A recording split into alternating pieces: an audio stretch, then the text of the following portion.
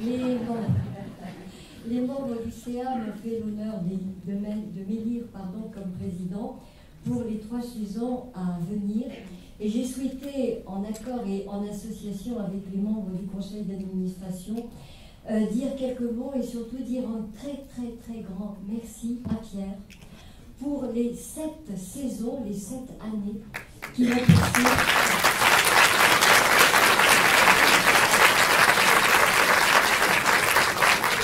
Il a passé au poste de président. Alors certes, Pierre n'était pas seul, il y avait des membres du CA, mais je peux vous assurer qu'il a assuré avec efficacité, discrétion et a mené de main de maître l'ensemble des conférences, des réservations, des relations avec les personnes extérieures, les relations avec vous, mesdames et messieurs les adhérents.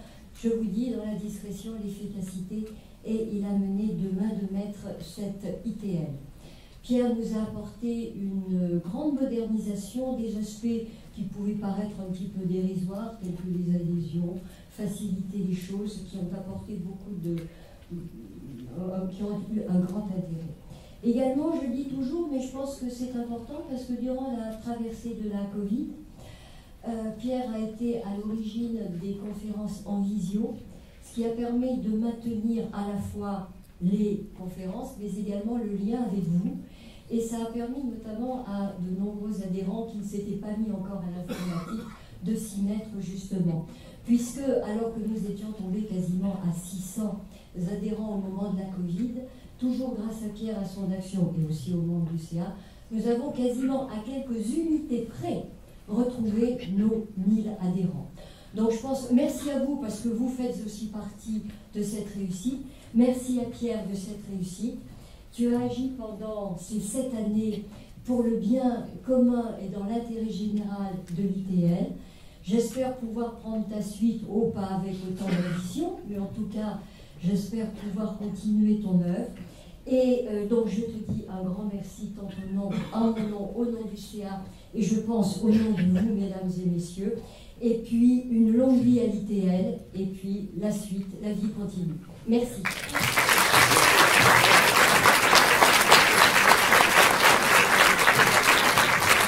Merci beaucoup, Pierre Martine. Merci à vous toutes et à vous tous. Je ne vais pas prendre le temps à notre cher Albert Audouard pour sa conférence importante à suivre. Mais je voulais remercier moi aussi toute l'équipe qui a pu se former autour de moi et grâce à qui nous avons pu travailler en bonne entente et toujours dans l'intérêt de l'association et des adhérents, voilà, sans trop penser aux besoins personnels ou autres. C'était avant tout, ça a toujours été les adhérents. Et j'espère, je ne doute pas que cet état d'esprit perdure et que l'association continue à vivre et à se développer avec de belles conférences. Et merci à vous toutes, merci à vous tous.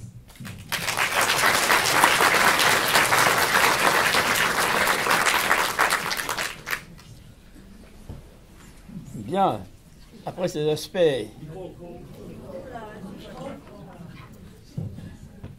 aspects protocolaires, on va attaquer cette géopolitique de la Russie avec beaucoup de prudence, parce que la question, cette géopolitique aujourd'hui, elle est difficile. Et je m'en tiendrai aux faits, essentiellement, et pas aux interprétations seulement, et je le dirai lorsqu'il s'agit des faits avérés ou des interprétations possibles, parce qu'il y a beaucoup d'inconnus qui traînent encore dans les médias, dans les bouquins, concernant cette géopolitique de la Russie. Donc il faut être prudent dans ces affirmations, et j'essaierai de me contenter des faits, de façon à ce qu'on n'ait pas d'ambiguïté. Alors le premier point, c'est ce que vous voyez sur cette carte depuis un petit moment, c'est les données géographiques de cette Russie, et je mettrai données géographiques et historiques, puisque c'est la base, au fond, de la géopolitique. Alors cette géographie, aujourd'hui, cette Russie, elle fait 17 millions de kilomètres carrés. 17 millions de kilomètres carrés, c'est l'immensité du territoire. Il ne faut jamais perdre de vue ce phénomène. Je l'ai mis en entrée, et il faut toujours le garder présent, parce que c'est là-dessus que la géopolitique, et en particulier la conception eurasiatique de Poutine, s'appuie. c'est-à-dire que son pays fait la jonction entre l'Europe de l'Ouest et le Pacifique, et il y a là un territoire qui, pour l'essentiel, n'est pas disputé, sauf dans la partie occidentale. Et ça, cette immensité, elle est fondamentale. Je vous donne quelques, non pas tellement des chiffres, mais des comparaisons. C'est 2 fois la Chine, ou les USA. C'est 25 fois la France. Il faut bien se rendre compte, hein. 25 France à l'heure actuelle. C'est 10 000 km² de l'ouest, 10 000 km de l'ouest à l'est. 10 000 km. C'est des dimensions qui sont énormes. Du nord au sud, on a là des dimensions aussi de l'ordre de 4 000 km entre les mers arctiques et d'autre part les frontières indiennes au sud. Et cette immensité, elle a beau avoir plusieurs façades maritimes, elle n'en a pas beaucoup d'utiles. C'est ça qu'il faut bien voir. C'est une immensité très continentale. Pourquoi ? Parce qu'au nord, l'océan glacial arctique, jusqu'à présent, ça va peut-être changer dans peu de temps, mais jusqu'à présent, il est encombré par la banquise, par des problèmes qui posent des problèmes pour la navigation, et c'est une façade qui est peu utilisée jusqu'à présent. Elle commence à l'être pour l'extraction du gaz et du pétrole, et demain, elle fera vraisemblablement partie des grandes circulations circumpolaires, en particulier une qui intéresse beaucoup la Chine, nous en parlerons. Mais pour le moment, ça ne va pas chercher bien loin. Il n'y a qu'à l'ouest ou à Mourmansk, dans la presqu'île de Mourmansk, complètement au nord, eh bien, vous avez là un port qui est important et qui est ouvert libre de glace pratiquement toute l'année. Mais il est à une extrémité du territoire, bien entendu. Sur le Pacifique, là, il n'y a pas de problème de glace, mais on est très loin des zones peuplées de la Russie qui sont à l'ouest. Et donc cette façade, elle est peu utilisée pour le moment. Et en face, il y a le Japon, il y a la Chine, qui est un peu plus au sud, et puis la Corée. Mais c'est peu utilisé pour le moment parce que c'est très loin des forces vives de la Russie qui sont plutôt autour de l'Europe et autour de Moscou. Alors vers le sud, c'est des mers qui sont de petite taille. La plus importante, c'est la mer Caspienne, mais elle est en train de perdre un petit peu d'eau. Hein. La mer d'Aral a disparu complètement, mais il n'y a plus de façade portuaire vers le sud. C'est une barrière montagneuse, comme vous le voyez bien sur cette carte. Alors, cette immensité, elle est finalement très peu peuplée. Vous voyez, d'un côté l'immensité, de l'autre côté la faiblesse de la population. 145 millions d'habitants, sans doute moins aujourd'hui, parce qu'ils ont d'autres chats à fouetter que de faire des recensements pour le moment, mais sans doute moins. C'est 25 habitants au kilomètre carré. C'est 4 fois moins que la France, c'est vraiment... Et ça n'a rien à voir avec les densités chinoises ou indiennes. Hein, 145 millions d'habitants. Et au-delà de l'Oural, entre l'Oural d'une part et d'autre part le Pacifique, eh bien, vous avez des densités qui sont en moyenne de 1,5 habitants par kilomètre carré. C'est-à-dire qu'il n'y a presque personne, quoi. C'est-à-dire que quand vous y allez, eh bien, il faut faire des distances énormes pour aller d'un village ou d'une petite ville à une autre. C'est vraiment, vraiment très, très peuplé. À l'Est, il y a vraiment très peu de monde. Et ça pose un problème parce que vis-à-vis de la Chine, qui, elle, au contraire, est très peuplée, il y a un problème qui va se poser, dont nous reparlerons par ailleurs. D'autre part, cette population, elle a plutôt tendance à baisser à l'heure actuelle. Elle a tendance à baisser parce que la natalité, d'une part, n'est pas très vive. Ils font 11 à peu près, 11 pour 1000, c'est pas grand-chose, alors que la mortalité est supérieure. La mortalité doit tourner autour de 13, dans la mesure où on la connaît. Mais c'est 13, c'est un peu supérieur à la natalité. Donc, par la voie naturelle, la population de cette Russie, elle a tendance à baisser. Et elle a tendance à baisser parce qu'il y a aussi un phénomène migratoire. La Russie n'attire pratiquement pas, mais par contre, elle doit laisser partir, ou elle laisse partir, qu'elle le veuille ou qu'elle ne veuille pas, un certain nombre de gens, à cause de la guerre, à cause des difficultés, à cause du manque de liberté, etc. Et on voit apparaître aujourd'hui des positions slaves, des positions russes, dans des pays qui sont autour de la Russie, qui au départ n'étaient pas des gens qui partaient pour aller faire une pression politique quelconque dans ces pays, mais qui partaient pour leur bien-être personnel. Et ça pose un certain nombre de problèmes particuliers vis-à-vis de la Turquie, sur laquelle nous reviendrons par la suite, où il y a beaucoup de Russes jeunes, diplômés qui touchent à l'informatique et qui se sont implantés récemment dans la Turquie. Et Erdogan, il dit rien. Il les sert. C'est toujours du positif pour lui. Donc vous avez une balance migratoire négative, une balance naturelle qui est pas un petit peu négative, pas beaucoup, mais un petit peu négative, et qui fait que cette population ne s'accroît plus. Elle est en train de baisser. Le jour où on aura un recensement, eh bien, on le verra à ce moment-là. Vous sentez bien que ce problème-là, il est extrêmement important, et il y a des choses qui apparaissent dans la conjoncture actuelle. Vous avez entendu parler, comme moi, de ce rapt d'enfants ukrainiens que les Russes prennent et qu'ils emmènent chez eux. C'est un problème que l'on connaît maintenant. On n'en connaît pas les dimensions. On est incapable de chiffrer ça. Mais on sait que ça existe. Ils capturent des enfants, sous un prétexte ou sous un autre, colonies de vacances, des trucs comme ça, et ces gamins ne reviennent plus. Et les parents ne savent plus où ils sont, mais ils savent qu'ils sont là-bas, de l'autre côté. Ça, c'est vraiment un fait qui véritablement montre qu'il y a un problème démographique et qu'ils en sont conscients, les Russes, pour le moment. Mais ça, c'est pas toujours facile à juguler. Par ailleurs, cette attitude-là, elle a fait l'objet d'un jugement par la Cour internationale de justice.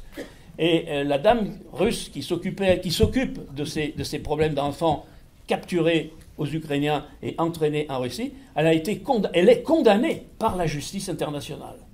Ça pose un certain nombre de problèmes. Poutine l'est de son côté, mais cette dame l'est aussi pour son action sur la captation d'un certain nombre de gamins venant de l'Ukraine. Et ça pose quand même un certain nombre de problèmes à l'heure actuelle. Cette population, par ailleurs, elle est extraordinairement variée. La Russie compte à peu près 160 ethnies différentes, petites et grandes, bien entendu, mais 160 ethnies qui, au lendemain de la disparition de l'URSS, eh bien, avaient demandé ou avaient eu l'espoir d'avoir des petites régions où elles pourraient s'administrer, se regrouper, etc., ce qui a été combattu très rapidement, mais qui avait été accepté par Helsinki. Mais ça conduisait à un émiettement affolant de la Russie. Elle a beau être très grande, mais 160 ethnies, c'est pas facile à satisfaire chacune de ces ethnies, bien entendu. Mais ça débouche sur des querelles qui sont importantes parce que c'est des gens qui n'ont pas la même culture, pas la même civilisation, même s'ils ont souvent la même religion, parce que c'est l'orthodoxie qui l'emporte, et de beaucoup. On estime que c'est 40-45% des Russes qui sont des orthodoxes. Il y a 40% qui sont sans religion. On ne sait pas, ou il n'y en a pas. Mais il n'y a que 6% de musulmans. Mais il y en a quand même un certain nombre. 6%. Et ça ne compte pas les pays qu'on appelle les stans, c'est-à-dire Turkménistan, Ouzbékistan, etc. Puis ça ne fait plus partie de la Fédération de Russie. Bien entendu, nous le reverrons. Donc une immensité plus ou moins vide, avec une population extrêmement bigarrée. Par ailleurs, cette immensité, elle est marquée par le froid continental. Elle est marquée par le froid continental qui fait que la répartition de la population, elle est surtout, vous le voyez en rouge, à l'ouest, les densités sont très fortes, et en jaune, les densités sont un peu moins fortes, et puis tout ce qui est en blanc, il n'y a pas grand monde. Et vous voyez que ce tracé jaune qu'on voit, cette couleur jaune que l'on voit de l'ouest à l'est, de Leningrad en passant par Moscou et en passant par Novosibirsk jusqu'à l'extrême-orient, jusqu'à Vladivostok, c'est la ligne du transsibérien. Le transsibérien suit cette couleur jaune, c'est-à-dire le corridor de population. Tout le reste, il n'y a pratiquement personne. C'est donc c'est très inégalement réparti. C'est vraiment, et c'est le froid qui caractérise cet ensemble. Ici, en Russie, on dit, c'est pas celle-là que je voulais voir. Voilà, c'est celle-ci. 180 jours de gel par an. C'est une donnée qui est fondamentale parce que c'est la limite des cultures possibles. 180 jours, c'est très long. 180 jours, c'est les mois ont 30 jours. Vous voyez un peu ce que ça peut donner. Ça pose quand même un certain nombre de problèmes. Et c'est tout ce qui est en bleu. Tout ce qui est en bleu, par-delà la barre blanche que vous voyez, eh bien tout ça, c'est pratiquement hors des possibilités culturelles. le seul espoir des Russes, c'est qu'avec le réchauffement climatique, lui, il peut avoir des effets très positifs en Russie.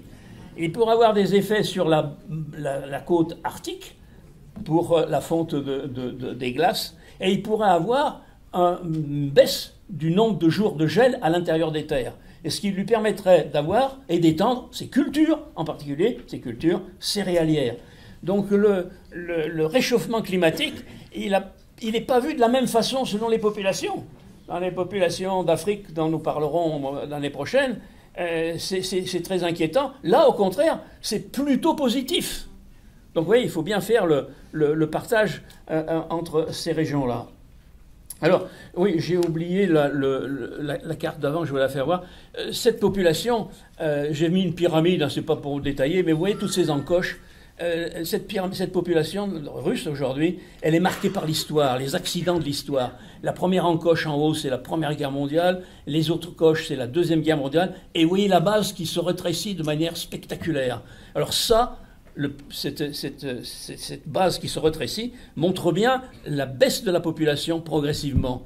C'est-à-dire que cette base, elle est de plus en plus étroite. Et ça pose un problème. Ça pose un problème militaire, hein. C'est pour ça qu'il fait venir des Coréens du Nord. Hein. C'est pas par hasard, c'est pas pour plaisir. Hein. C'est parce que lui, il a un certain nombre de problèmes. Les gens sont au travail parce qu'il faut fournir une économie de guerre, mais il y a un problème au niveau de la population.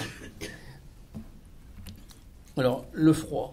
Alors, il n'y a qu'une région qui échappe à cela, c'est ce qui est au sud du Caucase, c'est-à-dire c'est la Géorgie, c'est un peu l'Arménie, c'est ces régions-là qui sont véritablement complètement au sud et qui sont plutôt de type méditerranéen, qui sont des régions où on fait de la vigne, et on n'a pas seulement de l'agriculture céréalière, et on a des fruits.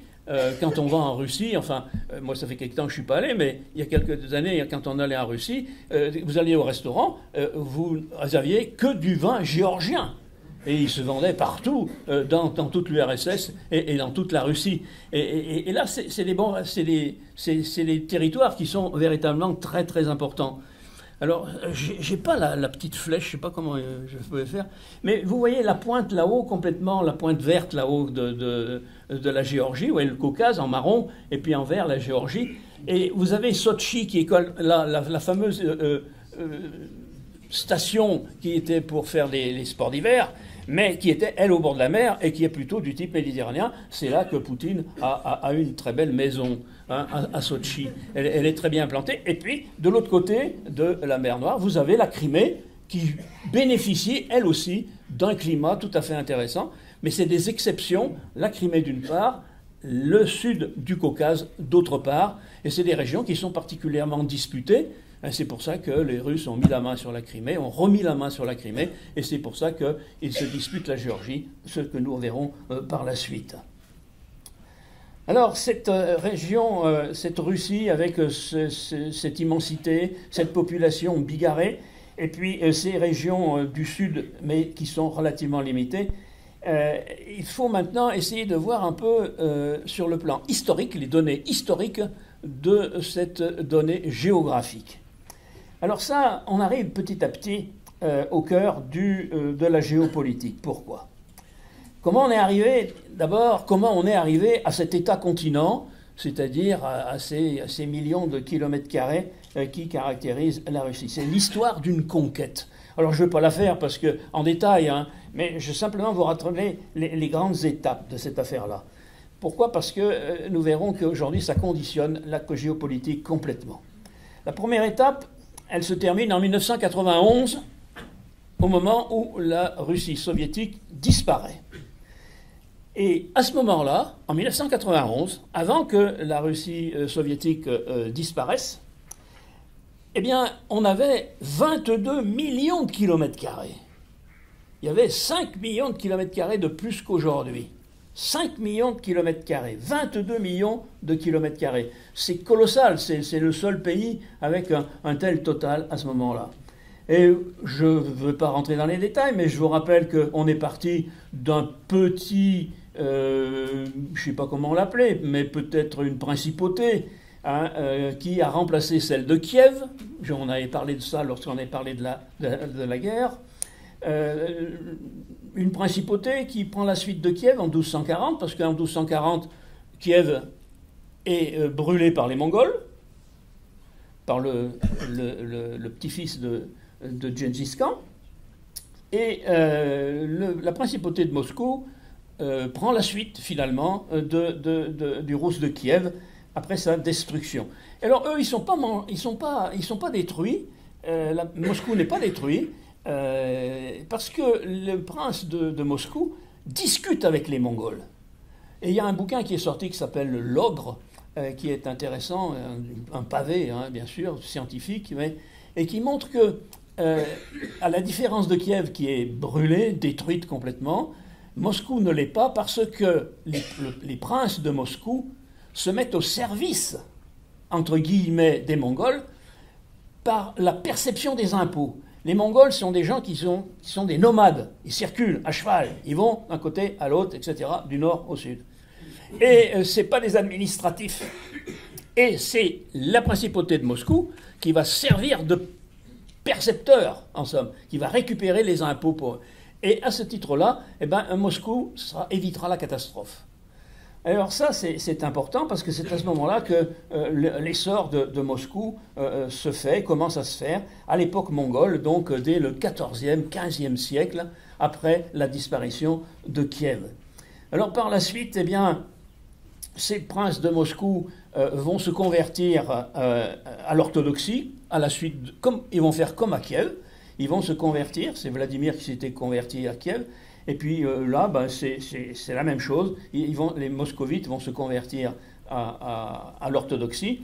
Et au XVe siècle, ils vont prendre le titre de Troisième Rome parce que en 1453, les Turcs s'emparent de Constantinople et ça devient Istanbul. Et même si le patriarcat reste, Moscou devient plus important que celui d'Istanbul. Et ça devient le fief, le siège du patriarcat le plus important dans l'orthodoxie européenne, la Troisième Rome. Et ça, Moscou, c'est important. Hein. Au début, il y a eu les impôts pour les Mongols. Ensuite, l'orthodoxie, ça lui donne un rôle religieux extrêmement fort, extrêmement important. Et après, il y a la dynastie des Romanov. La dynastie des Romanov, c'est 1613-1913. Et c'est là que l'extension de la Russie se fait de manière spectaculaire. Ça, on le verra par la suite. Ça, voilà. Vous avez la Russie et vous avez la date des conquêtes de cette Russie tout autour de Moscou. Et vous voyez les dates qui montrent que cette expansion, elle est très rapide tout au long du XIXe siècle en particulier.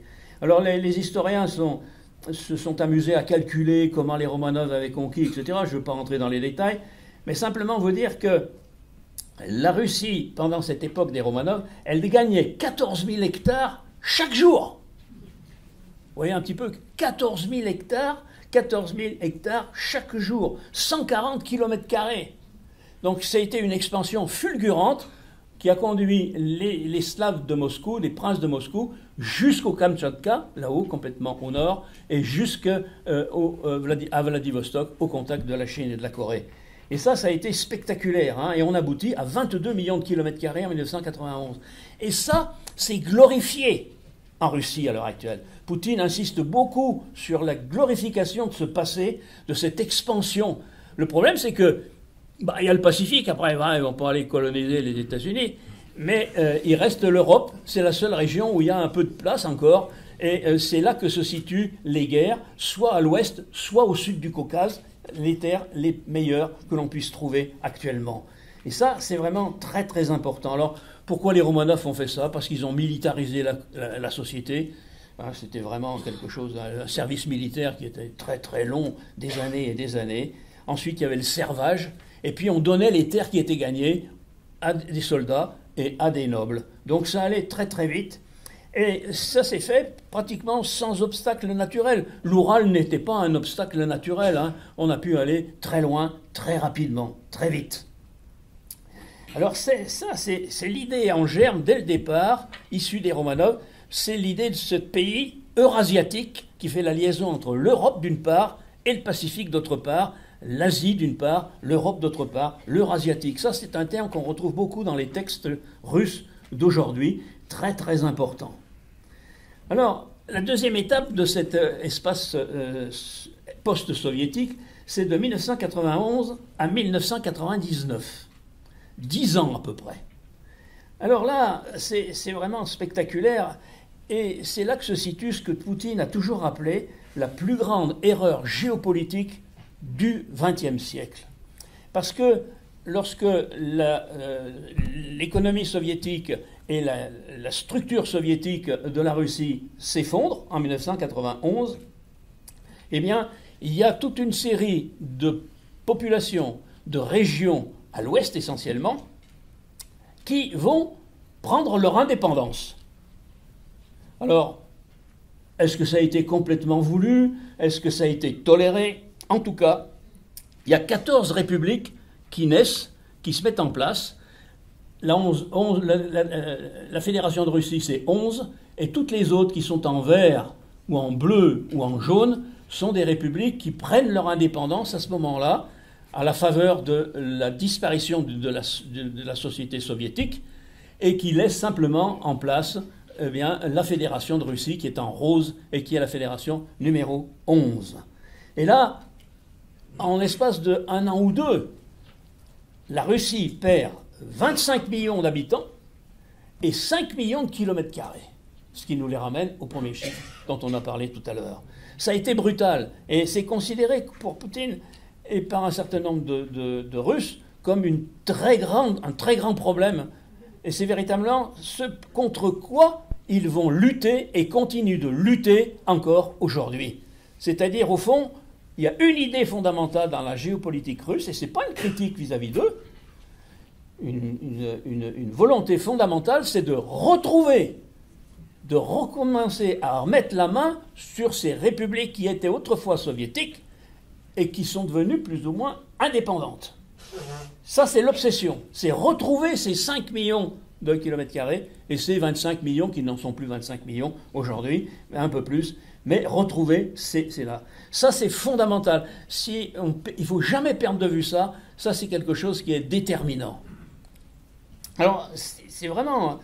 C'est ce qu'on appelle ces régions qui sont en vert, qui sont ces régions qui sont en vert, en jaune, en bleu, en violet. Eh bien, c'est ce qu'on appelle le glacis de la Fédération de Russie. C'est ce qu'on appelle l'étranger proche. Dans leur langage, vous pourrez le trouver dans des transcriptions. L'étranger proche, c'est ces républiques qui se sont trouvées indépendantes au lendemain, orphelines, au lendemain de la disparition du monde soviétique. Et il y en a 14. Alors, il y a celle d'Asie centrale, les stans, ce qu'on appelle les stans, on en parlera aussi par la suite, l'Ouzbékistan, le Ménighistan, etc., l'Ouzbékistan, qui sont là, le Tadjikistan, etc. Et puis, toutes celles qui sont complètement à l'ouest, l'Ukraine, les pays baltes, la Biélorussie, etc. Il n'y en a qu'une qui est vraiment restée dans l'orbite complète de la Russie, c'est la Biélorussie, avec Toukachenko. Alors, ces 10 années, elles sont marquées par la présence d'un homme politique qui a été tantôt au pouvoir, mais pas très loin quand il ne l'était plus, c'est Eltsine. Eltsine, c'est quelqu'un qui est très discuté. Pourquoi? Parce que il avait pris langue avec l'Ouest. Alors, tous les historiens ne sont pas d'accord, en particulier certains historiens russes, et en particulier Poutine, ne sont pas d'accord sur ce rôle-là. Mais Eltsine, il regardait l'Ouest, il parlait droits de l'homme, il parlait constitution, il parlait militaire avec l'OTAN. Alors, c'est toujours un peu discuté. Certains disent, et Poutine le dit, c'est vrai qu'il n'a jamais discuté avec l'OTAN. En réalité, il ne s'est jamais montré agressif vis-à-vis de l'OTAN, même lorsque l'OTAN acceptait la candidature d'un certain nombre de ses ex-républiques soviétiques. C'est-à-dire la Roumanie, la Hongrie, les Pays-Bas, etc. Et il était beaucoup plus ouvert vers l'Ouest que ne le sera Poutine. En tout cas, il discutait avec. Et je vous rappelle quand même qu'il a fait voter une constitution, que cette constitution a été votée, et bien votée, et que véritablement, c'était quelque chose qui était plutôt positif. Et puis, il ne s'est pas seulement contenté de cette affaire-là, Mais il a mis en place une structure, c'est-à-dire le CEI, la Communauté des États indépendants, c'est-à-dire qu'il a voulu rassembler dans une structure ces ex-républiques soviétiques. Et il a appelé ça la Communauté des États indépendants. Il y en a 11 républiques sur les 14 qui vont accepter d'y aller. Mais il y en a qui vont rentrer, il y en a d'autres qui vont ressortir, ça va rentrer. Ça n'a jamais été très fixe tout ça. Parce qu'on sentait bien que la Russie, elle faisait ça, mais qu'elle garderait, elle en profiterait pour mettre la main sur ces républiques. Donc il y a des États qui y sont allés, puis qui sont partis. Ça n'a pas été bien vécu, parce qu'elles étaient indépendantes depuis si peu de temps qu'elles ne voulaient pas reperdre leur indépendance au profit d'une structure, même si elle s'appelait la Communauté des États indépendants. C'est pas par hasard, hein, indépendant. Hein. Et que même si la Russie s'était donné une constitution qui a été votée en 1993, en décembre, et par 58% des voix. Alors cette constitution, elle sera amendée par Poutine par la suite, bien entendu, mais une constitution qui était assez proche, au fond, de ce qu'on avait en France. Donc c'était une influence occidentale non négligeable. Par ailleurs, Poutine, c'est lui qui a lancé la privatisation de l'économie. Il ne faut pas l'oublier, ce n'est pas Poutine qui l'a mis en place, c'est Helsinki qui l'a mis en place. Helsinki a lancé cette privatisation.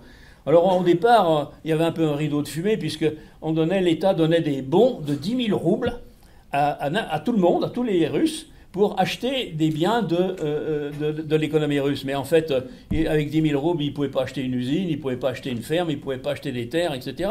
Et donc c'était des oligarques un peu plus riches, qui étaient proches du pouvoir, qui récupéraient les bons, et qui, eux, se permettaient de prendre en main les usines, les champs, etc.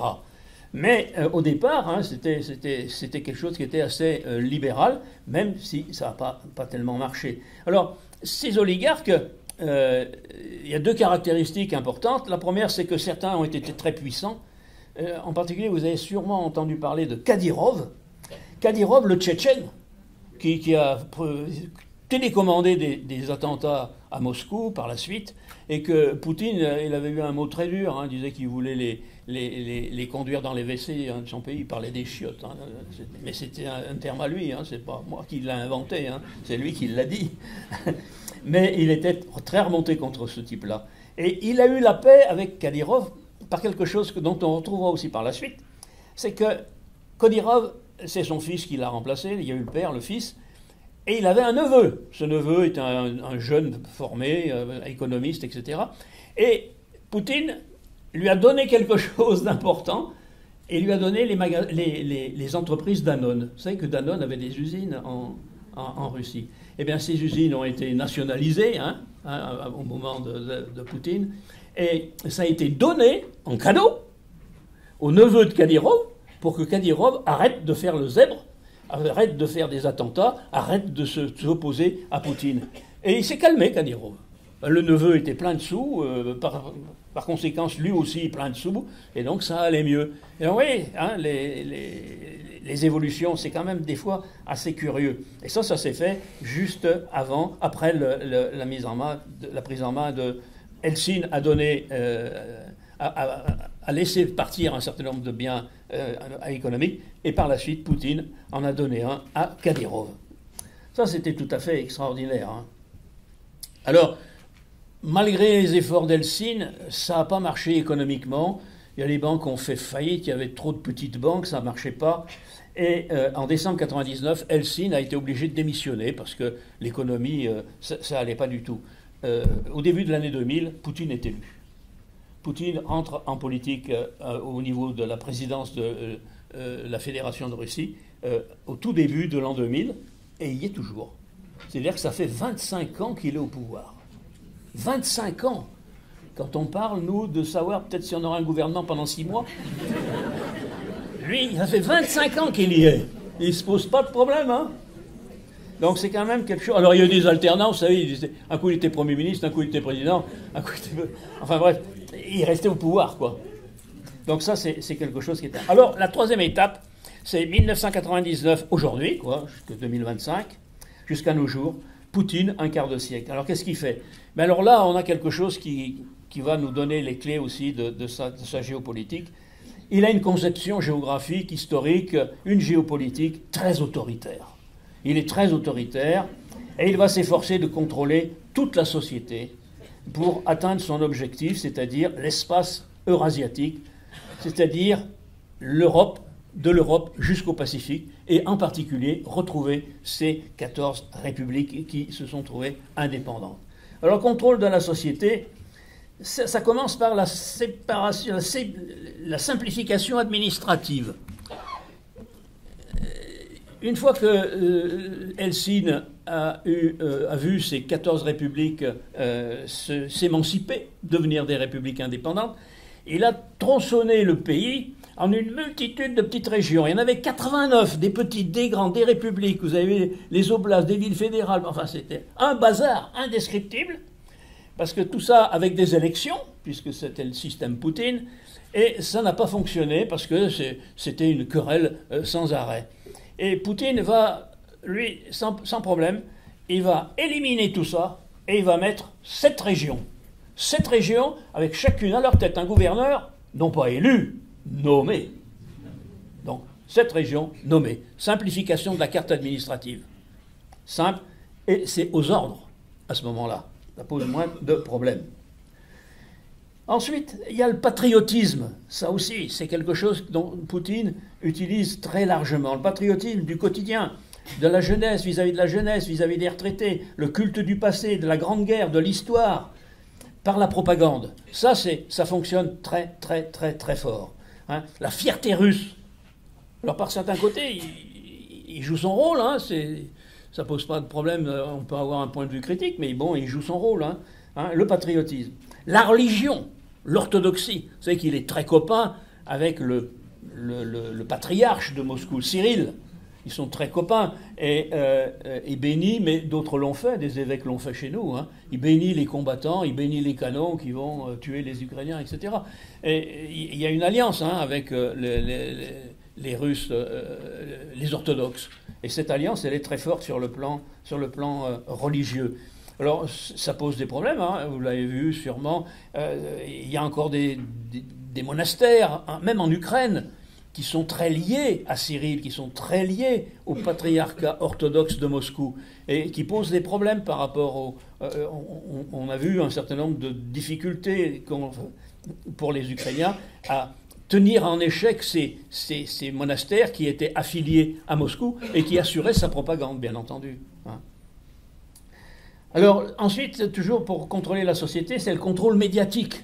C'est très important. Tous les organismes de presse, de télévision, les réseaux sociaux font l'objet d'organisations au service de cette propagande. Hein. C'est vraiment, elle est vraiment la base de tout. C'est la chaîne de télévision et de radio qu'on verra en activité chez nous. C'est la Russie Today, hein, qui est véritablement, c'est un cas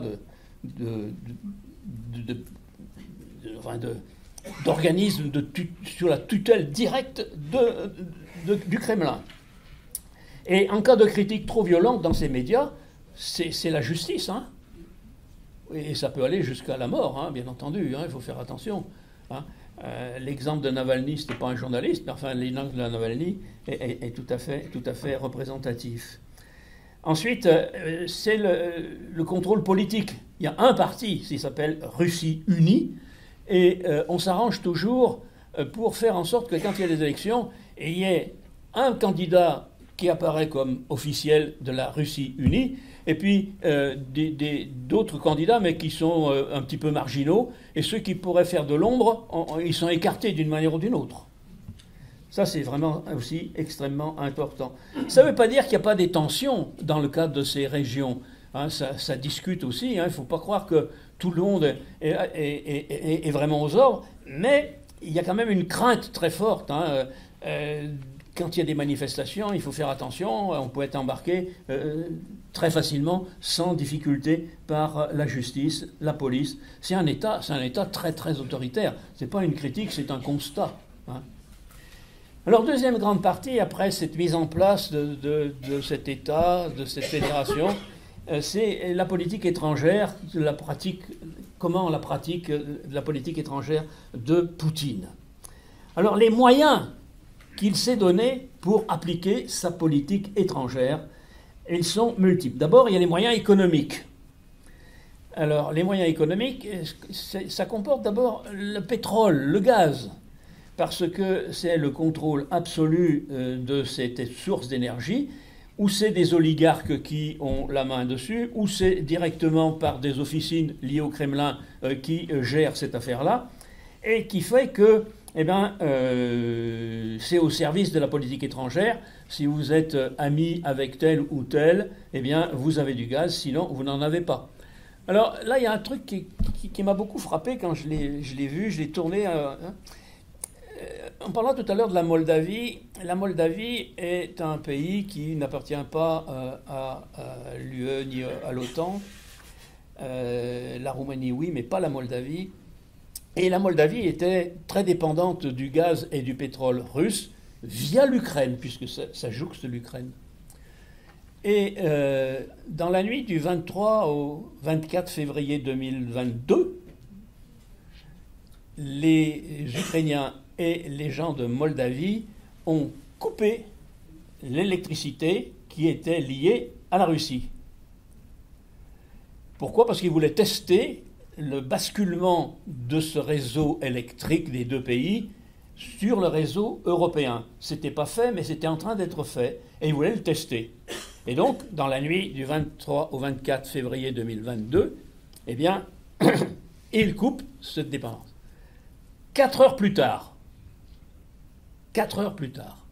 les troupes russes envahissaient l'Ukraine. Donc, c'était préparé. Une troupe russe ne va pas se déplacer comme ça. Et oui, le rôle du pétrole, du gaz, de l'électricité, du pétrole et du gaz sur l'électricité, c'est la même chose, puisque c'est avec ça qu'on fait l'électricité, bien entendu. Et là, il y a là quelque chose qui est extrêmement important, et Poutine est très sérieux sur ces affaires-là. Et il y a aussi un autre problème chez nous, c'est qu'un pays comme la Hongrie, un pays comme l'Autriche, continue d'acheter du gaz et du pétrole à la Russie. C'est-à-dire que des Européens bon teint continuent d'acheter.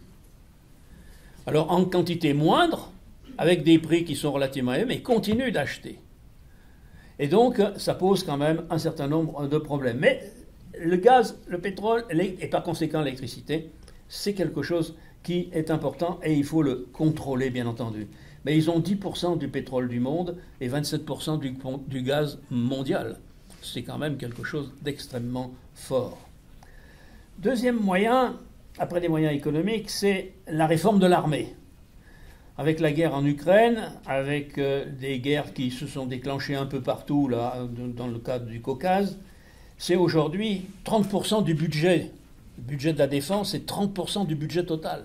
C'est énorme. C'est 4% du PIB. C'est ce que Trump voudrait qu'on ait, nous.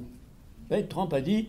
l'OTAN, c'est bien, mais on ne va pas toujours payer pour vous. Il faudrait que vous montiez un peu. C'est vrai qu'il y a beaucoup de pays européens qui ont 1-2% de leur PIB consacré à la défense, mais pas 3 ni 4.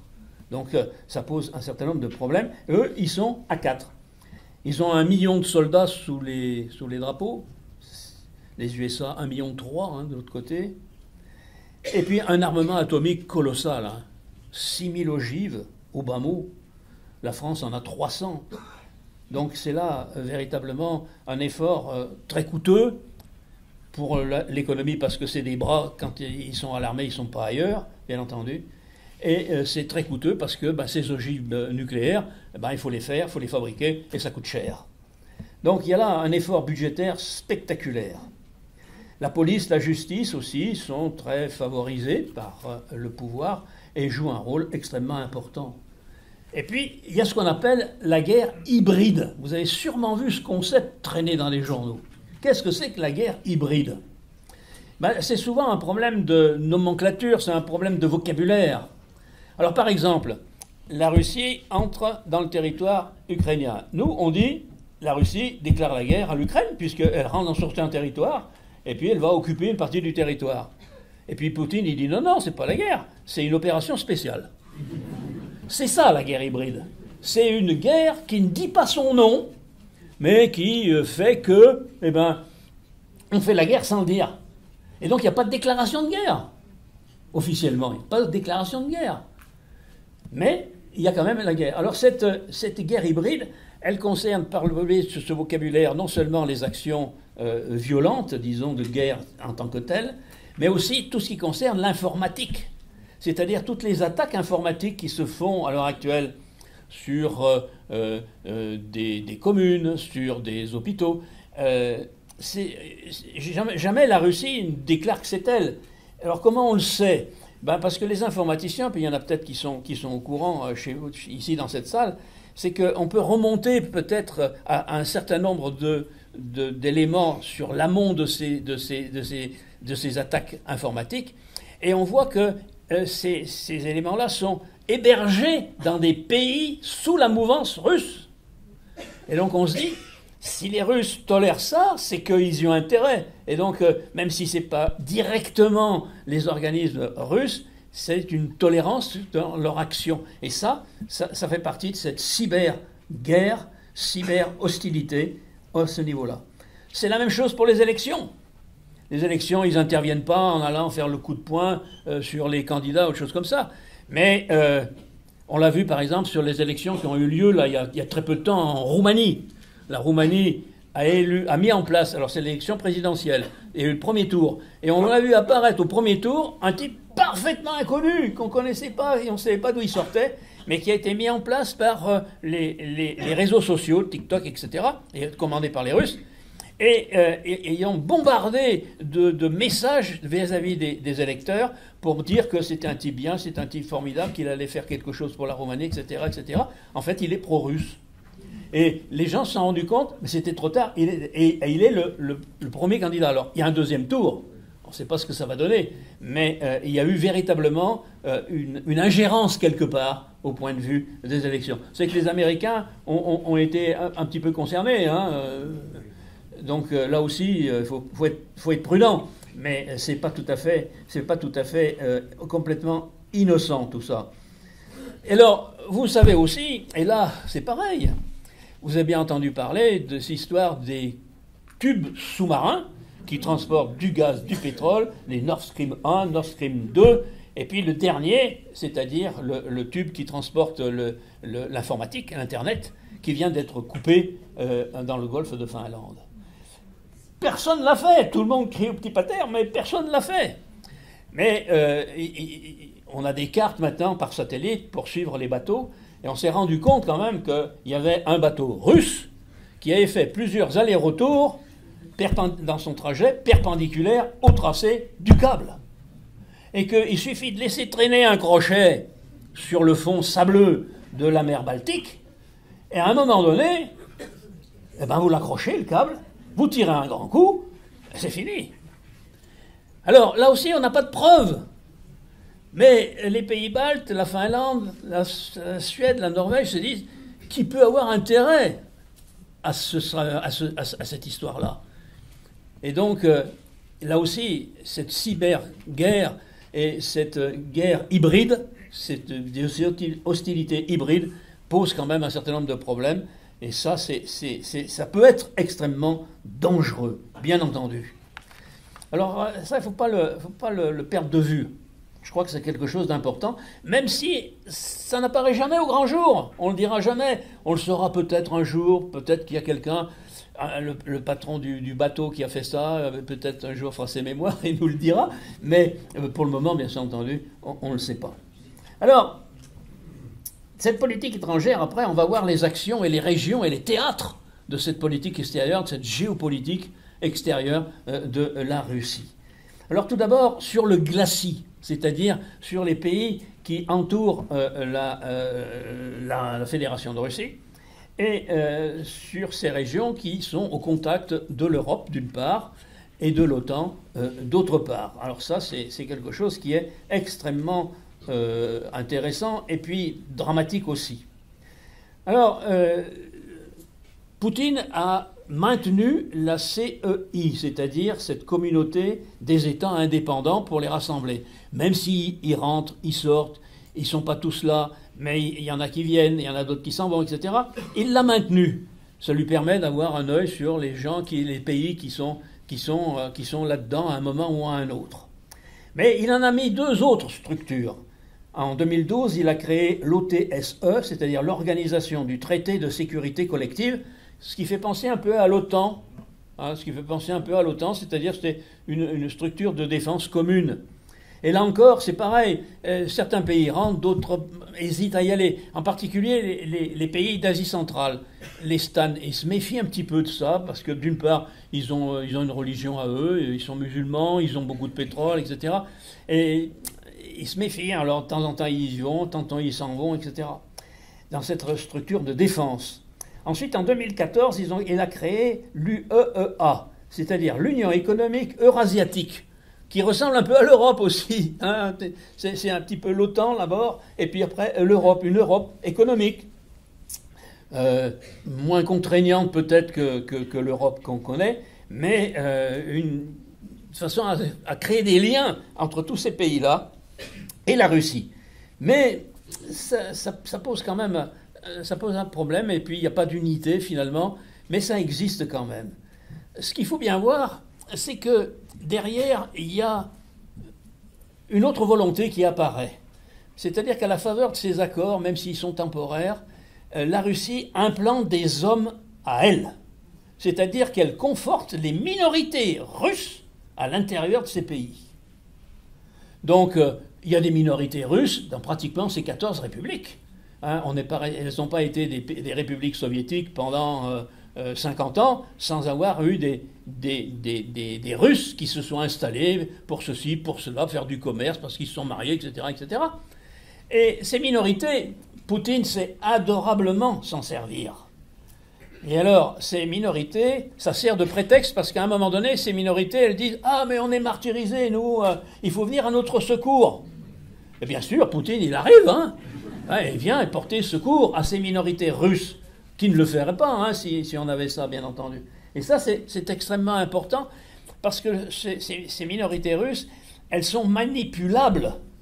Et tous ces pays-là, et je pense particulièrement aux pays baltes, ils s'en méfient parce qu'ils ont des minorités importantes, russes, et on ne sait pas de quel côté ils se tourneraient s'il y avait véritablement un conflit. Alors, ils sont prudents avec ces minorités. Mais maintenant, il y en a partout de ces minorités. Et on va les retrouver partout à la source des interventions russes dans les pays du glacis. Alors tout d'abord, dans le Caucase. Dans le Caucase, voilà le premier pays, la Géorgie. La Géorgie, c'est un petit pays, le sud du Caucase, c'est un tout petit pays. Il y a Sotchi, tiens, qu'on voit bien là où il y a l'avion complètement en haut. Là où il y a eu les Jeux Olympiques, hein, puis la villa de Poutine, c'est un bon pays, ça. Et on voit en violet, dans le cadre de cette Géorgie, les zones qui sont aujourd'hui occupées par les Russes, c'est-à-dire où il y a des armées, des troupes armées russes, tanks, camions, etc., etc. Pourquoi ? Parce que des minorités russes d'Ascanésie et d'autre part d'Ossétie on fait appel à lui en disant « on est malheureux parce qu'ils nous embêtent les autres, les Géorgiens, ceux du Sud ». Et donc il faut venir... Et Poutine a donné l'ordre et ils sont installés là. Alors ça a donné lieu à des guerres pour lesquelles l'Europe n'a pas bougé, mais il y a eu plusieurs vagues de conflits hein, à partir des années 2002-2003. Il y a eu toute une série de conflits et qui ont abouti à cette situation-là. C'est-à-dire qu'aujourd'hui, la Géorgie a partiellement un territoire occupé par la Russie, comme l'Ukraine. C'est la même chose. Le Donbass, c'est une majorité de Russes aussi. Et là, c'est la même chose. Et ils sont là. Et donc, le reste du territoire de Géorgie, la capitale, qui fait ses élections, qui essaie de se débrouiller comme elle peut au point de vue économique, eh bien, il y a toujours cette menace qui pèse sur elle. Et ça, c'est vraiment très important. Sa présidente à l'heure actuelle, c'est une femme, elle s'appelle Salomé Rodbachvili, elle est née à Paris. C'est une femme très plutôt européenne, à la tête d'un pays de 4 millions d'habitants, avec une diaspora qui est pratiquement équivalente. Il y a 4 millions sur place et il y a 3,5 millions qui sont à l'étranger, un peu partout, en Turquie, en Iran, il y en a même en Russie, bien entendu. Et alors, vous avez là un pays qui est soumis à ce rôle des minorités russes qui ont fait appel à Poutine. et qui aujourd'hui sont installés dans ce territoire-là. Et ce territoire, eh ben, il est très riche. C'est un territoire où on produit plein de choses. Vous voyez, des vignobles tout à fait extraordinaires et de très très bonne qualité.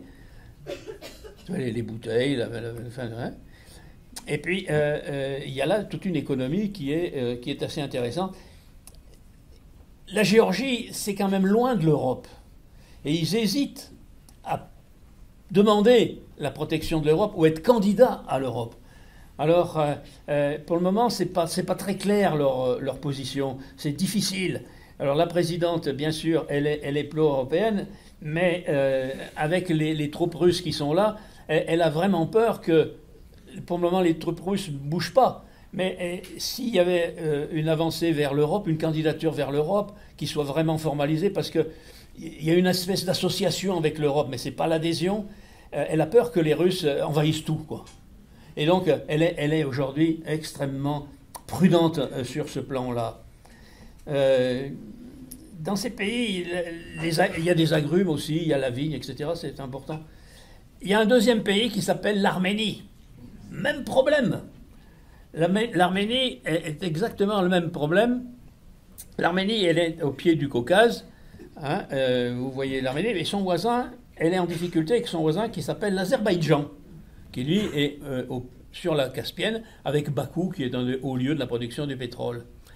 L'Arménie, là aussi, elle a une forte minorité russe, bien entendu, et c'est une démocratie comme la Géorgie, avec un président, et une diaspora qui est aussi importante, peut-être même plus que la population, parce qu'ils sont 3 millions, un peu plus de 3 millions, et il y en a 5 qui sont à l'extérieur, mais il y en a dans le monde entier des Arméniens.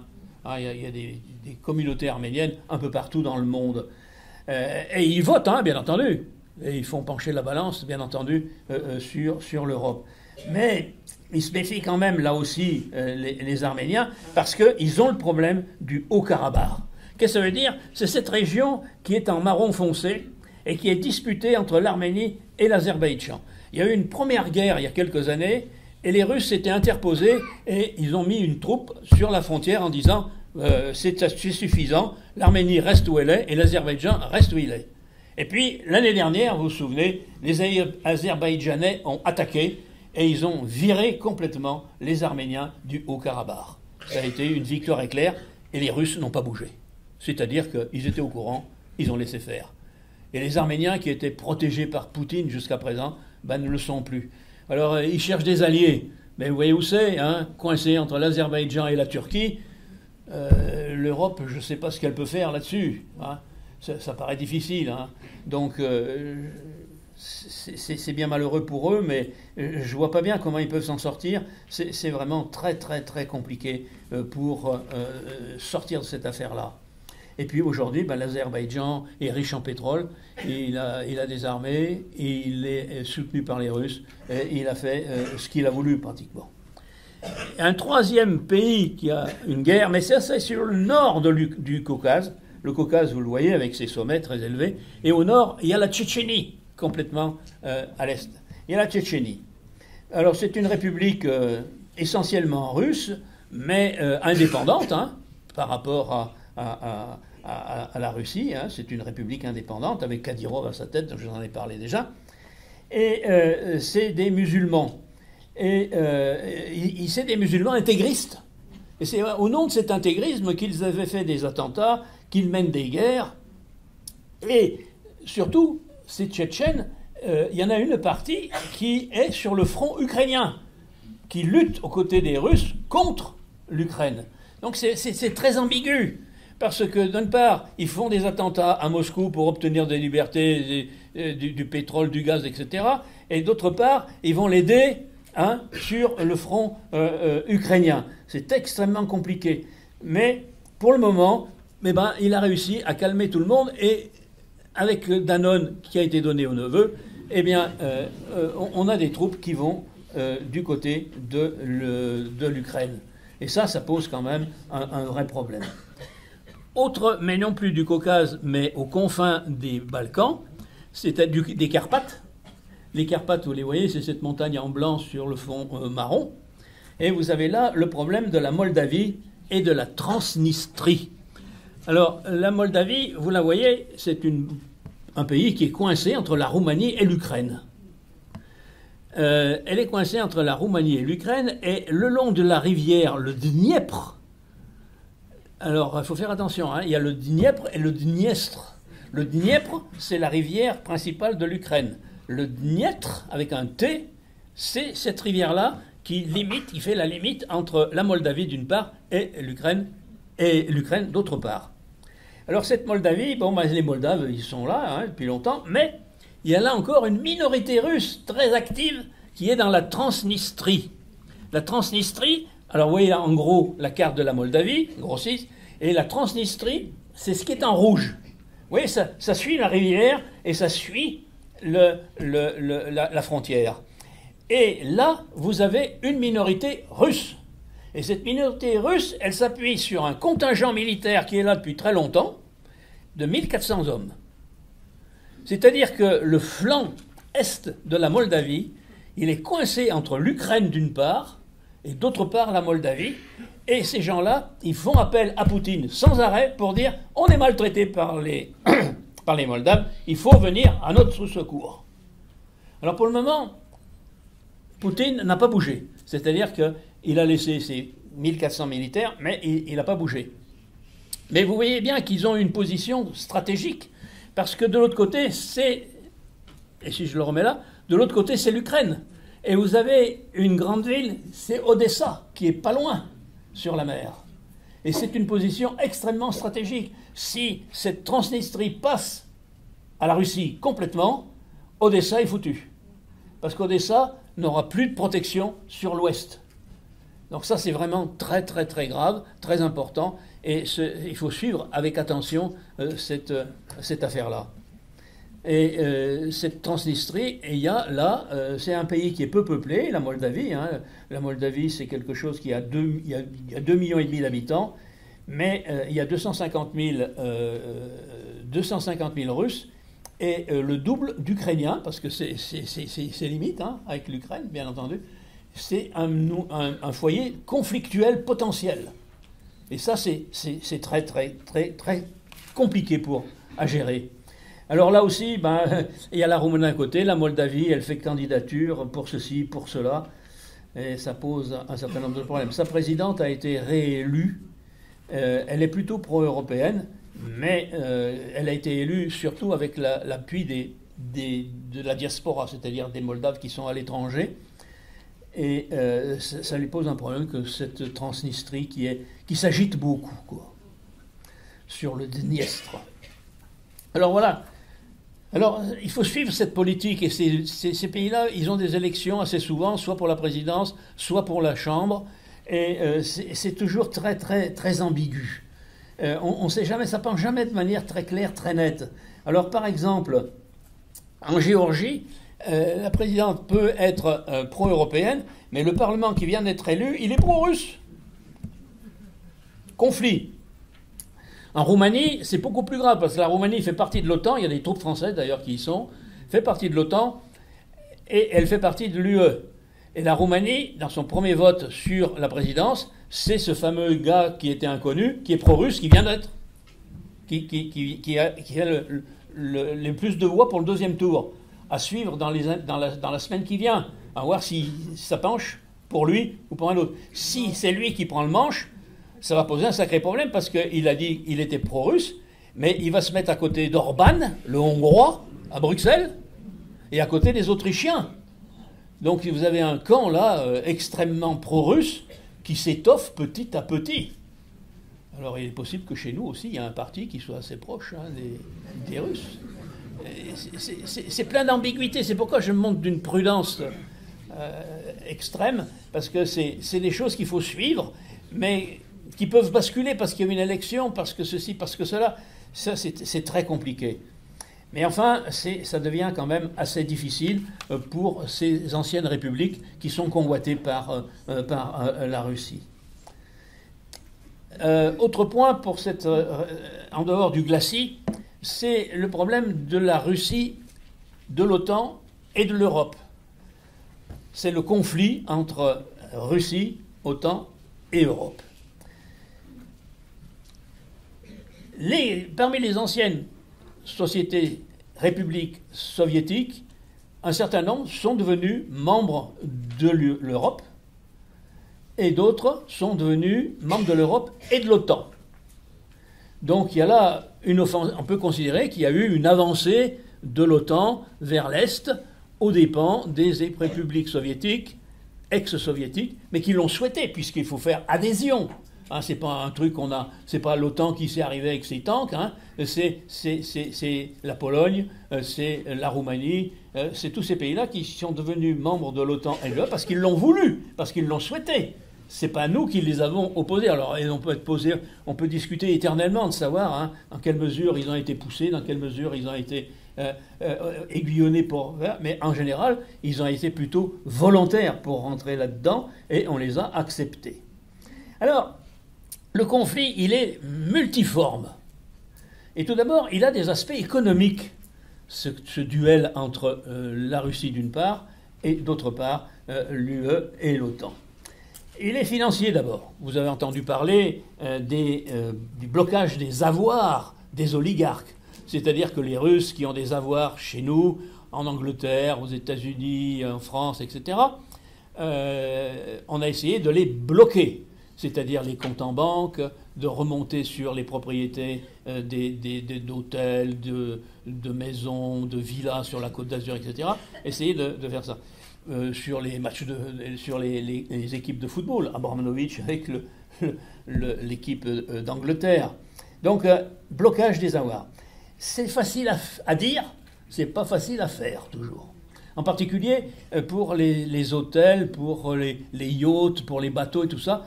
Il y a beaucoup de prête-noms, il y a beaucoup d'intermédiaires, et c'est pas toujours facile de remonter aux vrais propriétaires. Donc ça a été très lent, et c'est très lent, et il n'y a pas eu, en gros, beaucoup de progrès. Quand même, parce qu'on parle des intérêts, des sommes qui ont été prises sur ces oligarques russes dans le pays de l'Ouest. Et donc ça représente des sommes importantes, et il était convenu que ces sommes pourraient être données à l'Ukraine pour se défendre. Mais ça, c'est pas toujours facile, hein, parce qu'ils savent se défendre, bien entendu. Je pense à Abramovich, vous en avez entendu parler, celui qui avait l'équipe de football. Il a 3 passeports, ce gars-là. Il a un passeport israélien, il a un passeport portugais et russe. C'est pas facile. Ils sont à cheval sur plusieurs pays, et les pays sont plus ou moins tolérants vis-à-vis des actions des banques et du tribunal de justice contre eux, bien entendu. Il y en a beaucoup qui sont inscrits à Malte. Malte fait partie de l'Europe. Et il y en a beaucoup qui ont un passeport maltais, parce qu'ils les vendaient, les Maltais, les passeports. Si tu avais beaucoup d'argent, tu avais un passeport. Hein, et il suffisait de donner quelques centaines de milliers d'euros, et tu avais un passeport maltais, donc un passeport européen. Et Schengen, là-dedans, bien entendu. Donc, vous voyez un peu, c'est pas simple, hein, c'est quelque chose qui est assez complexe. Il y a aussi l'aspect économique, c'est le commerce. Alors, c'est l'énergie, le gaz, le pétrole, une foule de tubes qui autrefois reliaient la Russie avec ces pays d'Europe. Et aujourd'hui, ça pose un certain nombre de problèmes parce qu'il n'y en a pas beaucoup qui achètent maintenant. Il ne reste plus que la Hongrie, l'Autriche qui continuent d'acheter du gaz et du pétrole. Mais les autres, pratiquement, c'est fini, c'est terminé. Alors la Russie, qu'est-ce qu'elle fait pour son pétrole et son gaz ? Eh bien, elle a trouvé un autre client, c'est l'Inde. L'Inde achète, raffine et nous revend les produits raffinés. C'est-à-dire que d'une sanction, on tombe sur une affaire je ne sais pas comment l'appeler, mais on tombe sur une affaire où on se fait avoir complètement parce qu'on n'achète plus le pétrole raffiné qu'on pourrait raffiner chez nous, mais il est raffiné ailleurs, mais on le rachète. Mais c'est quelque chose qui est beaucoup plus ubuesque que ça, parce qu'un bateau chargé de pétrole qui quitte un port russe,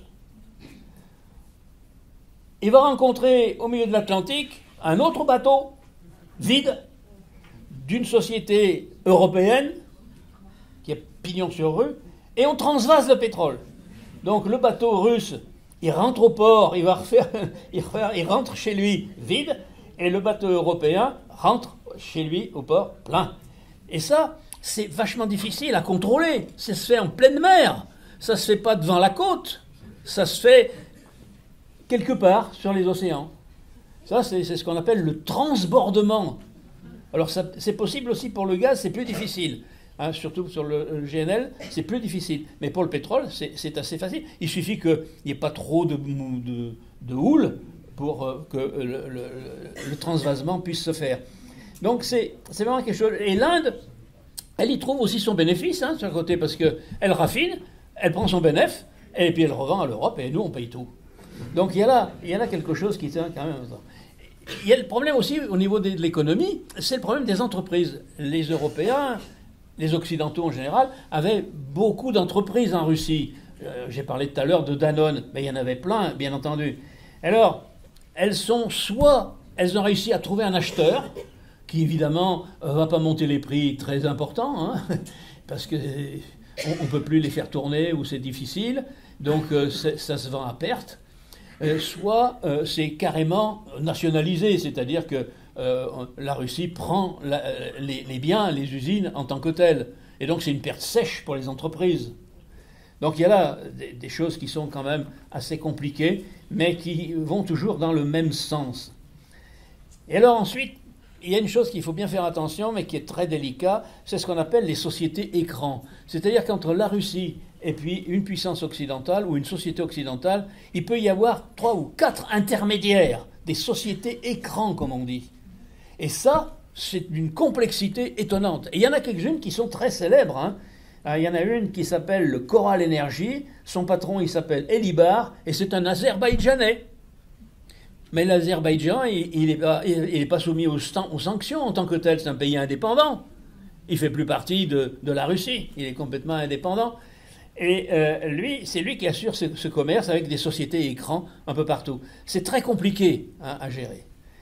Il n'empêche que ces sanctions économiques, commerciales, monétaires sont difficiles pour la Russie. Poutine ne le dit pas, il ne l'avoue pas, mais il n'empêche que le rouble s'écroule. Le rouble perd son pouvoir d'achat. Le rouble est en difficulté. Et ça lui pose problème quand même quelque part, parce que quand il veut acheter à la Corée du Nord, quand il veut acheter à la Chine, quand il veut acheter à l'Amérique latine quelque chose, des composants électroniques ou de la nourriture ou quelque chose d'autre, son rouble, il ne vaut pas grand-chose. Et donc, ça lui pose problème. Donc, c'est comme si son économie, elle s'affaiblissait par une hémorragie petit à petit. Et c'est pour ça qu'il ne pourra pas maintenir, alors on me dirait les Ukrainiens aussi, mais il ne pourra pas maintenir une guerre éternellement parce qu'il est siphonné par ces aspects, les conséquences de ces sanctions qui opèrent. Ce n'est pas aussi rapide qu'on le disait, mais c'est une bien belle réalité. Et aujourd'hui, le rouble a tendance à baisser. Et ça se voit, et les Russes le savent, parce qu'il n'y a pas un blocage complet des échanges monétaires, et les banques affichent le taux de transfert du rouble vers le dollar. Et on voit bien qu'il baisse. Et ça, c'est au vu de tout le monde. Ça pose quand même un certain nombre de problèmes. Ça veut dire qu'on paye plus cher, ça veut dire qu'il y a de l'inflation, ça veut dire que ça pose quand même un certain nombre de difficultés aux personnes, aux gens. Alors on me dirait l'économie tourne à plein régime, parce que c'est une économie de guerre. Toutes les usines travaillent jour et nuit pour faire du canon, pour faire ceci, pour faire cela. Mais il n'empêche que le pouvoir d'achat à la sortie, il ne s'accroît pas, il a tendance plutôt à baisser à cause du rouble. Donc il y a là véritablement un problème. Son économie, elle est comme minée par la guerre.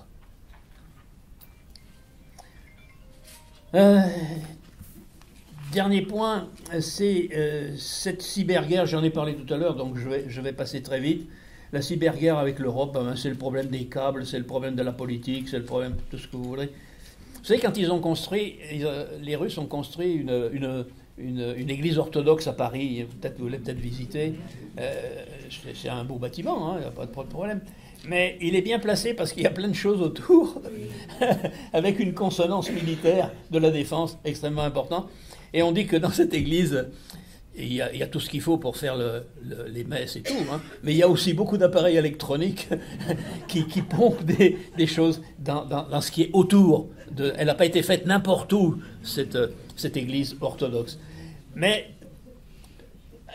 on l'a laissé faire, donc c'est trop tard, hein, c'est fait maintenant.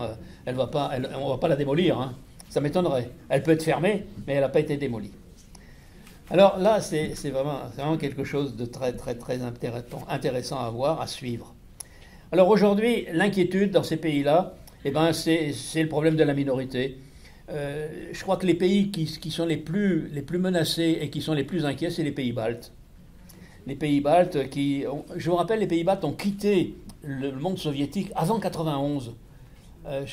C'est peut-être un peu vieux, mais les anciens parmi vous l'ont peut-être entendu. C'est que ils ont fait une chaîne humaine sur 687 km entre les trois capitales, Lettonie, Estonie, etc. Une chaîne humaine, hein, de 600 km pour demander la sortie du système soviétique. Et ils sont sortis, eux, en 89, 2 ans avant la chute. Alors, c'est pas ça qui a provoqué la chute de l'URSS, hein, mais ils sont sortis 2 ans avant les autres avec cette chaîne humaine, parce que là, il y a véritablement une image très forte de cette population unie dans une chaîne entre ces trois capitales. Ça, et ils ont très peur aujourd'hui, hein, sur cette affaire-là. Ils se méfient beaucoup de Poutine et de ces gens qui sont russophones et qui sont là très nombreux, bien entendu. Alors, je terminerai ces points avant d'aller sur le basculement de la politique vers l'Est. Je voulais faire une petite conclusion là-dessus. C'est pourquoi la guerre est fondamentale pour Poutine. Malgré ses difficultés, malgré ses conséquences, la guerre est fondamentale pour Poutine. Elle est fondamentale pour Poutine à l'intérieur de la Russie. Elle permet de mobiliser les jeunes, de faire de la propagande, du patriotisme, de la répression. Les ennemis de l'étranger, c'est ceux de l'intérieur. Et vous n'avez pas intérêt à vous faire étiqueter ennemi de l'intérieur parce que ça vous conduit en prison. Mais il en a besoin de cette guerre parce que l'économie tourne à plein régime. On dit que les usines tournent 24 heures sur 24, 2 jours, 2 nuits, parce qu'il faut produire pour la guerre.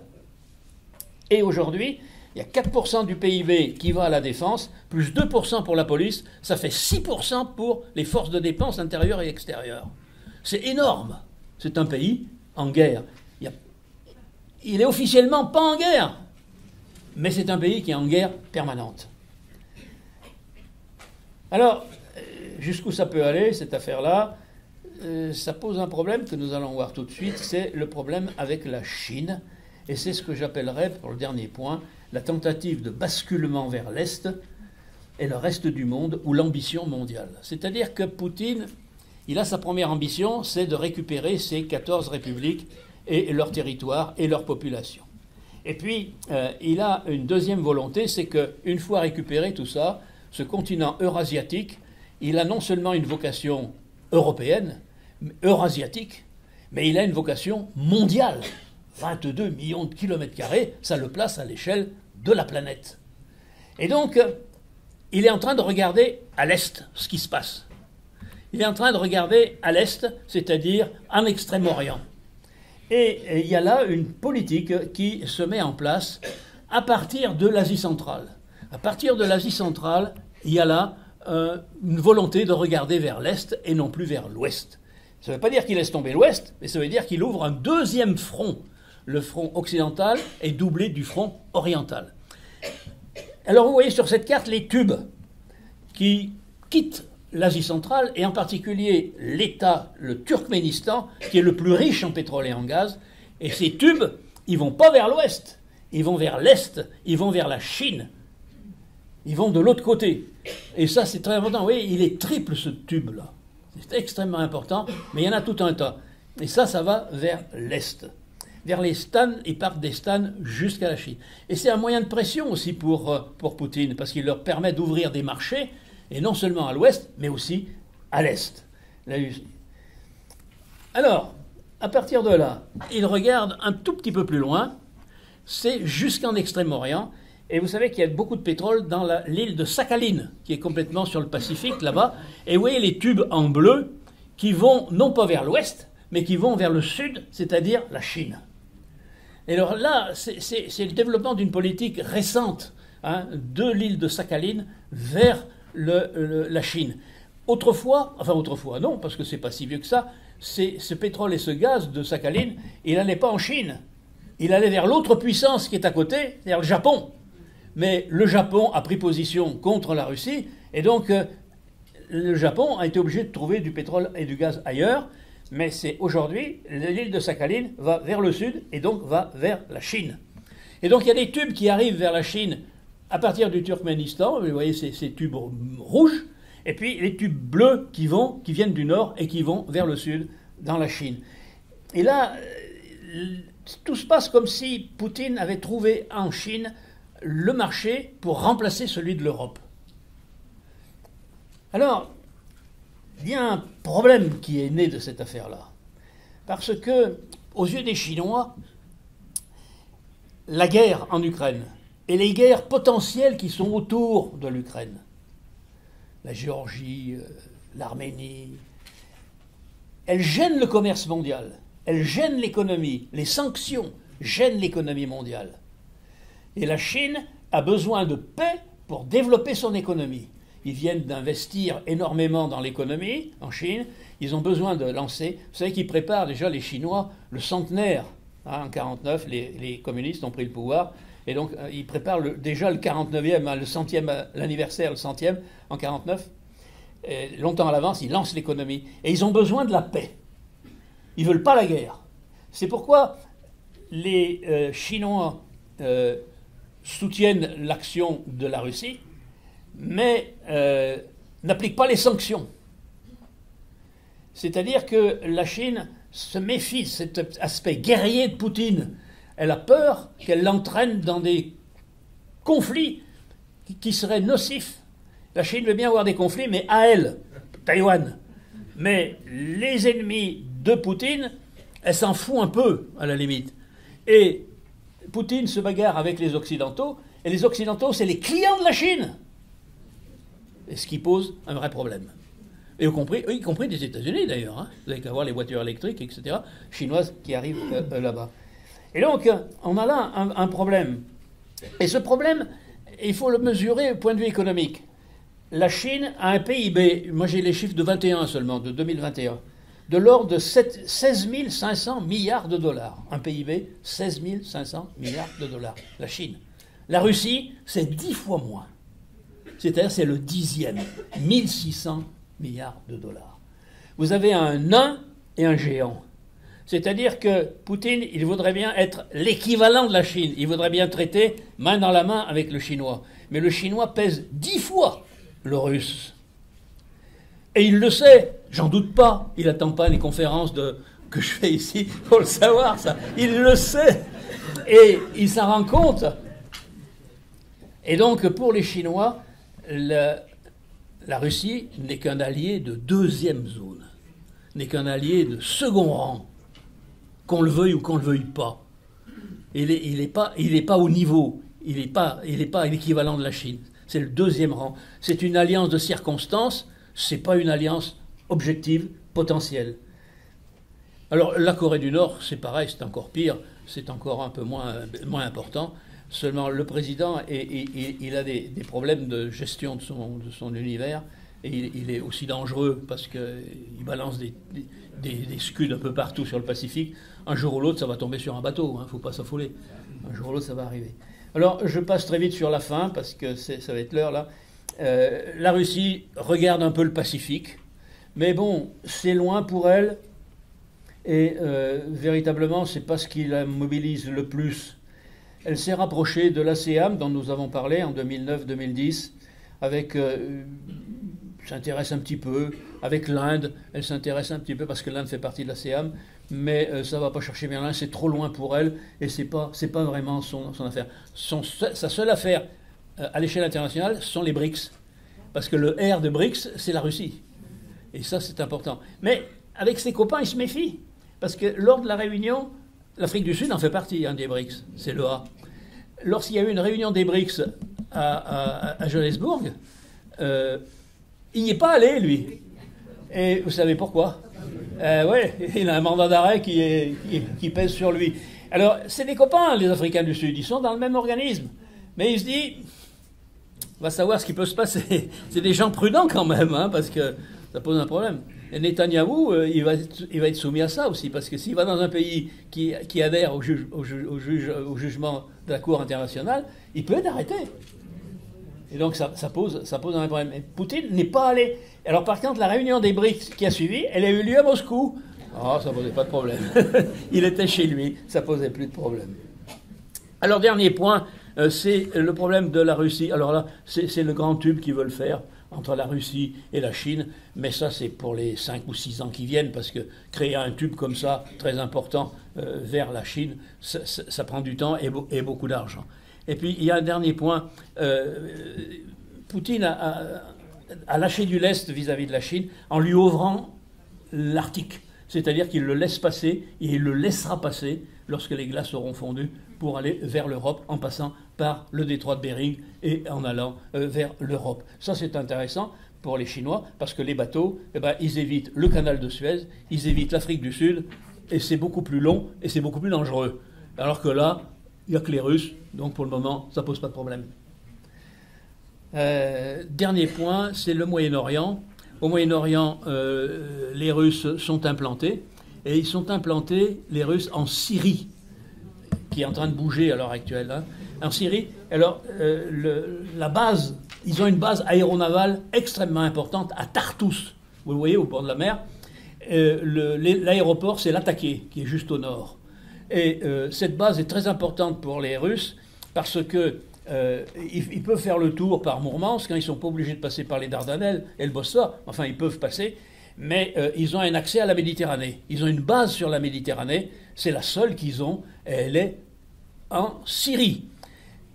Aujourd'hui, les ennuis de Bachar el-Assad, avec la perte d'Alep, contrarient les Russes. Les Russes n'ont pas bougé. Et ils ont surtout peur que Bachar el-Assad s'écroule, parce qu'ils perdraient peut-être une partie de leur base. Qui sait qui viendra derrière? On ne peut pas le savoir. Mais pour le moment, c'est leur seule base ici. Elle est là depuis quelques années, ils ne bougent plus, mais il y a une flotte russe et une base aéronavale qui est là, en Méditerranée, aux portes de la Turquie, et bien sûr, sur toute la Méditerranée. Donc ça, c'est vraiment important, mais il n'y a pas d'agressivité particulière. Dernier point, c'est avec l'Iran. La Russie fait feu de tout bois. Elle se rapproche de l'Iran qui a des difficultés, et ils sont en train de faire un chemin de fer, de le terminer, ce chemin de fer, qui va de Téhéran, que vous voyez bien, qui file vers le nord via l'Azerbaïdjan, qu'on retrouve, l'Azerbaïdjan est aussi important que le Turkménistan, vers le nord, et qui va à Moscou. C'est-à-dire qu'il y aura bientôt un chemin de fer direct Téhéran-Moscou. Et donc là, ça facilite le commerce, ça facilite au besoin l'armement, l'armée, etc., si l'Iran en avait besoin un jour, si elle était attaquée, on ne sait jamais. Hein. Et là, il y a une alliance extrêmement importante entre l'Iran d'une part et d'autre part la Russie. Alors il manquait une centaine de kilomètres, et c'était dans les journaux il n'y a pas tellement longtemps. Ces 100 kilomètres, ils ont été adjugés et ils vont être construits, si bien que cette ligne de chemin de fer Téhéran-Moscou, elle sera bientôt construite et elle permettra, via l'Azerbaïdjan, de relier ces deux pays. Dernier point, parce qu'il y a toujours des points qui s'ajoutent là-dessus, c'est l'espace. L'espace. Vous savez que la station orbitale internationale dans laquelle nous sommes, les États-Unis, l'Angleterre, etc., il y avait la Russie. La station orbitale, c'est le grand mécanisme qui est là-haut, qui tourne autour de la Terre. À la suite des événements, la Russie a été éliminée. C'est-à-dire qu'on ne veut plus de la Russie là-haut. Ça devenait trop dangereux. Et bien sûr, ils connaissent tous les secrets de cette station orbitale. Et il nous a fait voir, Poutine, qu'avec une fusée, il est capable de démolir un satellite, donc a fortiori la station orbitale. Il ne l'a pas fait. Mais il est en train d'en faire une. Et il fait cette station orbitale avec celui qui a des sous, les Chinois. Donc pour le moment, on voit une station orbitale en gestation entre la Chine et la Russie pour faire concurrence à la station orbitale européenne. Vous voyez, ce conflit entre l'Est et l'Ouest, ce conflit, il est maintenant sur Terre, sur mer et dans l'espace.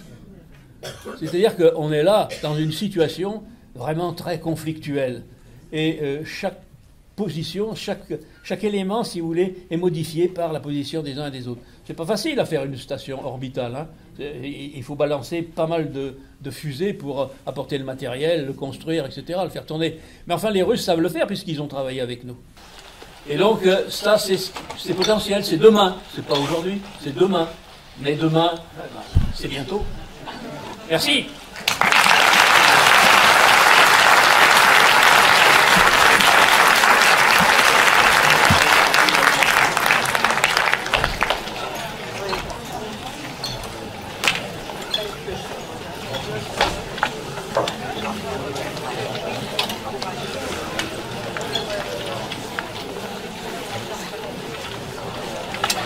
Merci, cher professeur. Y a-t-il des questions dans la salle? Certainement.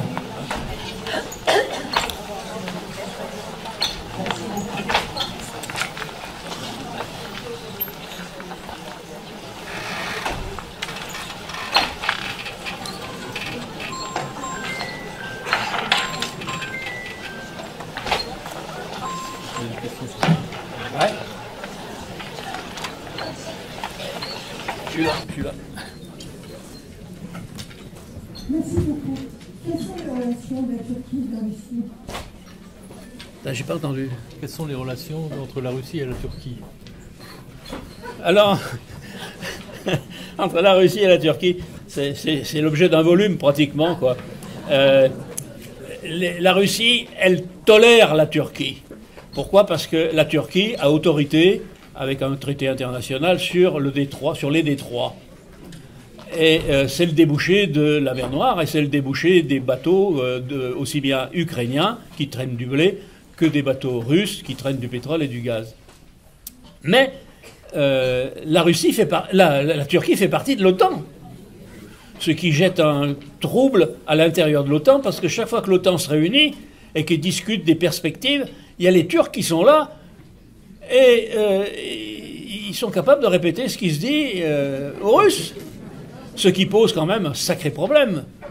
Donc là, il y a là une difficulté et c'est pas facile à résoudre. Par ailleurs, la Turquie héberge j'allais dire une colonie, non, mais un groupe de Russes importants, jeunes, cultivés, qui touchent sa bille au point de vue de l'informatique, et les Russes sont pas très contents de ça. Mais Erdogan en a besoin et il dit rien. Donc c'est un peu compliqué pour cette relation entre la Russie et la Turquie. Et la Turquie a intérêt à se ménager vis-à-vis de la Russie, parce qu'elle est beaucoup plus puissante, parce qu'elle peut l'embêter, mais elle lui tient quand même la dragée un petit peu haute. Et elle ne la suit pas dans toutes ces dimensions-là, au point de vue géopolitique. C'est compliqué. Leurs relations sont ambiguës. Mais qu'est-ce qui n'est pas ambigu avec Erdogan? Tout est ambigu avec cet homme-là. Mais c'est deux personnes qui ont beaucoup d'appétit, militaire, économique, et ça leur pose quand même un certain nombre de problèmes. Par ailleurs, la base de Tartous, elle est en Syrie. Et normalement, les Russes protègent les Syriens. Mais les Turcs luttaient contre eux à un moment donné. Ça pose quand même aussi quelques problèmes. Donc il y a plein d'ambiguïtés entre ces deux pays. Plein d'ambiguïtés. Et pas vraiment de complémentarité, quoi. C'est pour ça que les Russes ont préféré une base en Syrie plutôt qu'ailleurs. Et pas en Turquie.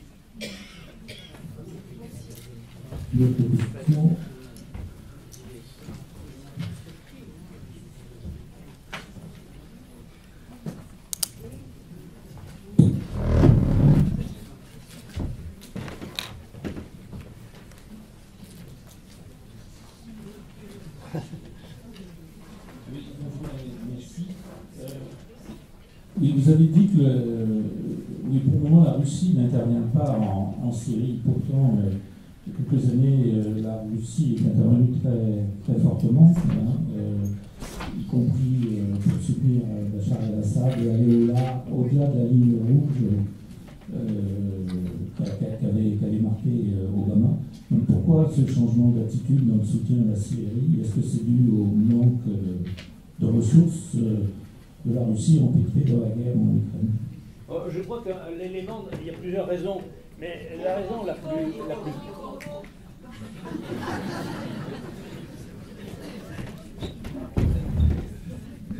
la raison la plus forte sur cette opération-là, sur les relations entre la Russie d'une part et la Syrie d'autre part, c'est que la Russie, elle n'a pas des troupes en nombre suffisant pour avoir des guerres aux quatre coins de la planète.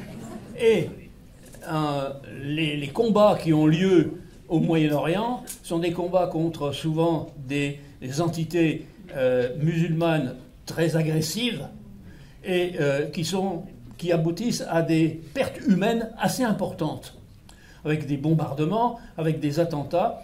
Et la Russie, là, aujourd'hui, elle n'a pas trop bougé et elle ne bougera peut-être pas.